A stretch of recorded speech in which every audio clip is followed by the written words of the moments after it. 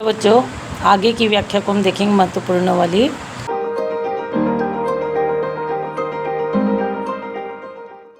दुर्बलता का ही चिन्ह विशेष शपथ है, पर अबला जन के लिए कौन सा पथ है। यदि मैं उकसाई गई भरत से होऊं, तो पति समान ही स्वयं पुत्र भी खोऊं। ठहरो मत रोको मुझे, कहूँ सो सुन लो। पाओ यदि उसमें सार, उसे सब चुन लो। करके पहाड़ सा पाप मौन रह जाऊं, राई भर भी अनुताप न करने पाऊं।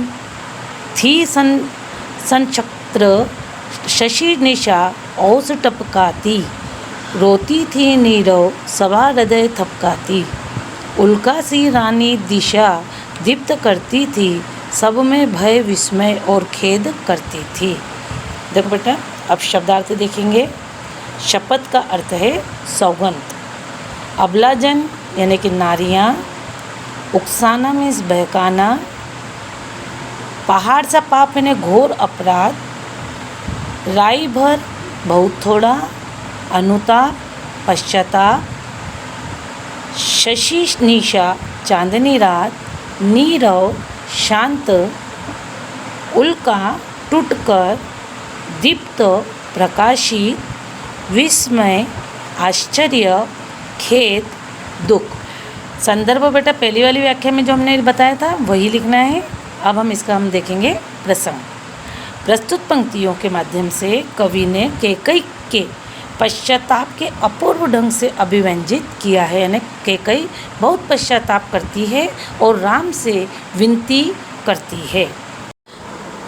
कैकई भरत की सौगंध खाते हुए राम से कहती है कि सौगंध खाने से व्यक्ति की दुर्बलता प्रकट होती है, परंतु स्त्रियों के लिए इसके अतिरिक्त अन्य कोई उपाय नहीं होता है। वह राम को संबोधित करते हुए कहती है कि हे राम, मुझे तुम्हारे वनवास के लिए भरत ने नहीं उकसाया था। यदि यह सच नहीं है तो मैं पति के समान ही अपना पुत्र भी खो बैठूं। मुझे यह कहने से कोई रोकेगा नहीं। मैं जो कह रही हूँ सभी सुन ले।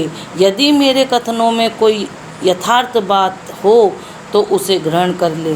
मुझसे यह न सहा जा सकेगा कि मैं इतना बड़ा पाप करके थोड़ा भी पश्चाताप प्रकट न करूं या मौन रह जाऊं। कैकई की यह बात कहने के दौरान तारों से भरी चांदनी रात की ओस के रूप में अश्रु जल बरसा रही थी। यानी कि कैकई के आँखों से अश्रु निकल रहे थे और वह बहुत पश्चाताप के आंसू थे। और नीचे मौन सभा हृदय को थपथपाते हुए रुदन कर रही थी। यह कहने का तात्पर्य यह है कि कैकई के हृदय में परिवर्तन और पश्चाताप को देखकर सभा में उपस्थित सभी लोगों की संवेदना उनके साथ थी। मानव सभासद सहित प्रकृति ने भी उन्हें उनके अपराध के लिए क्षमा कर दिया हो। रानी कैकई, जिसने अपनी अनुचित मांग से पूरे अयोध्या और वहां के निवासियों का जीवन अस्त व्यस्त कर दिया था, आज वही रानी कैकई पश्चाताप की अग्नि में जलकर चारों ओर सद्भाव की किरणें बिखेर रही थी। उनके इस नए रूप के परिणाम स्वरूप वहाँ उपस्थित लोगों ने एक साथ भय, आश्चर्य और शोक के भाव उमड़ते हुए देखे।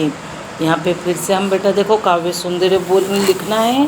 भाव पक्ष, यहाँ पे भाव पक्ष और कला पक्ष में, फिर भाव पक्ष में आएगा कि कैकई जो है पश्चाताप में उपस्थित लोगों और प्रकृति को भी उनकी संवेदना का हिस्सा बनाने का भाव व्यक्त किया गया है। यहाँ पे रस, करुण रस का प्रयोग किया गया है। कला पक्ष में खड़ी बोली, भाषा खड़ी बोली, शैली प्रबंधात्मक, छंद मंदाक्रांता, अलंकार अनुप्रास और उपमालंकार, गुण प्रसार, शब्द शक्ति अभिधा और लक्षणा शब्द शक्ति का प्रयोग किया गया है। तो ये आप लोगों को काव्य सौंदर्य लिखना हमेशा ही बहुत ज़रूरी है, क्योंकि कविता हम लिख रहे हैं तो काव्य सौंदर्य भी लिखना है।